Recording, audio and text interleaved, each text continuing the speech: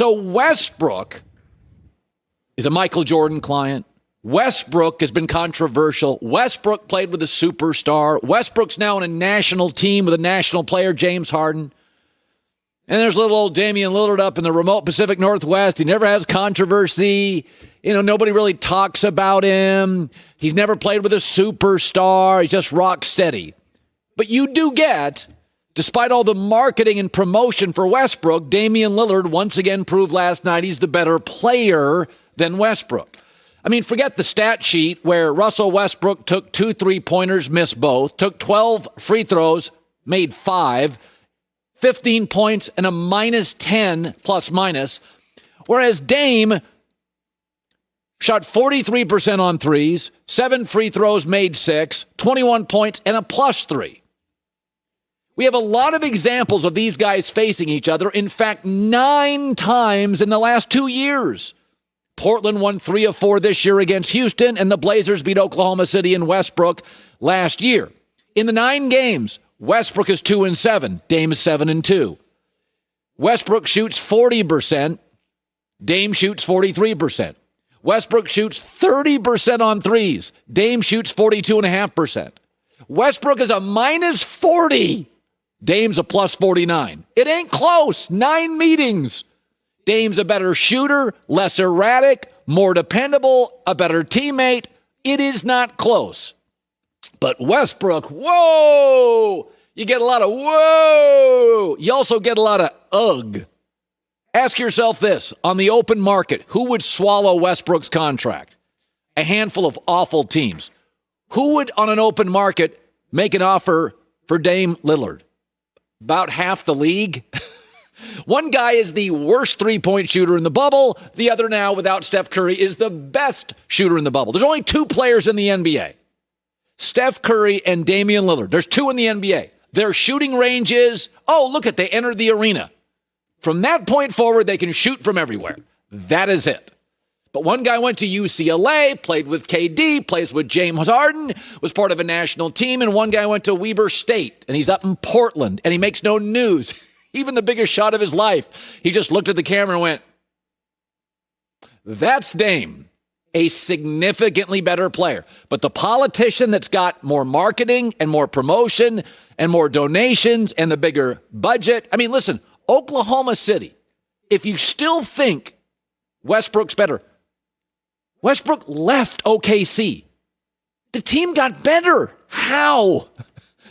I mean, every player that's left Westbrook, who, by the way, has played very well until last night in the bubble, every player that's left him has improved. Guys have become all-stars. So think about this. Westbrook's never won a playoff series in his life when he was the best player. Dame won 2 last year. Last year, 2 as the best player. In the last couple of years, only 4 guys in the NBA have made first team, all-pro, and second team. I'll read them to you. Harden, Giannis, KD, and Damian Lillard. But you go to Weber State, you're not controversial, you never play with a star, you're up in the Rose City in the corner of the country. You're competing against a $500 million candidate that's got nothing but corporate backing and national marketing. Once again, they played last night. Who's better?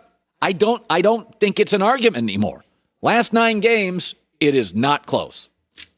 All right, so, what a tremendously big moment last night in the NBA. This is the shot heard round Orlando.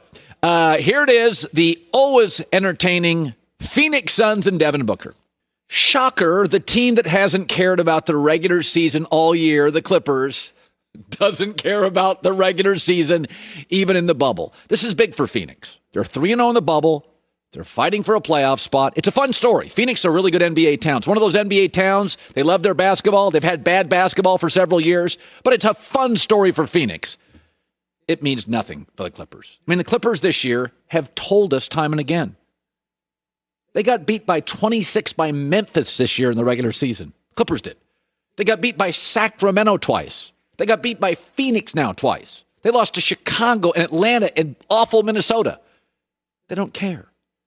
And the reason they don't care is because the man who owns the team is a get-it guy, Steve Ballmer. Steve Ballmer was at Microsoft in Seattle. And his entire time there, who did they battle? Apple and Steve Jobs.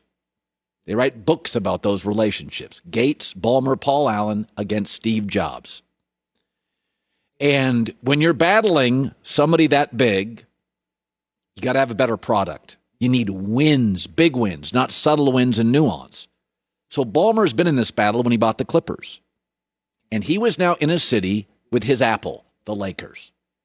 And the Lakers, their gear is all over Los Angeles. It is hard to find a Clipper hat. And think about this. How do you catch up? One way. Get your own building and win championships. It's not about being better than the Lakers. Before this year, the Lakers, 6 straight losing seasons. The Clippers have been very good for 6 years and very exciting. Hard to find a Clipper hat in town. The one time in New York where the Mets were better than the Yankees, 2 things happened. The Yankees were awful in the 80s, and the Mets went out and got stars and won a title, a World Series title. And for a brief time, it was a Met city. The Mets didn't get the city because they had, guys that hustled. No, they had Keith Hernandez. They had stars. They had Doc Gooden, Darryl Strawberry. They stole the tabloids in the back page, and they won a World Series. You got to do both. So Steve Ballmer, who is now going to build a new arena, went out and got Paul George and Kawhi Leonard. To get him, he had to clear some space. And then he got a star coach, Doc Rivers, star coach. He's got all of it working here. I got Doc Rivers when I get here. Okay, he's a star coach. Now I got to get a couple of star players. This is what you do. He does not care about the regular season. He doesn't care. They've had the better regular season before this year than the Lakers for 6 straight years. You still can't find a Clipper hat in town. The way the Mets did it was stars and titles. That is it. You're not beating Apple up at Microsoft because you got a better mouse. That's not going to do it. You got to come out and beat them on a massive product. And so the Clippers do not care about the regular season, nor should they. The only way to shift this paradigm in Los Angeles, like the Mets briefly did, stars, younger stars, and championships. Getting to the Western Conference Finals is not enough. It's simply not enough. So the Clippers are going to be more rested. They're already deeper. They've got the star coach. And by the way, we're in a bubble. There's no home court advantage anyway. So it doesn't even matter. So when I watched Phoenix win last night, I'm very happy for Phoenix. It's a terrific NBA town. They're 3-0. They're playing hard. And it's great to see this bubble where these borderline teams like Phoenix, this is March Madness, man. You can sense the intensity, the sudden death feel to it. But the Clippers have been telling us all year, not really into it. Hi, everybody. Thanks for watching. Subscribe here to get the latest from the show. Also, be sure to check out more of the best clips from The Herd or go watch a few segments from other shows on FS1.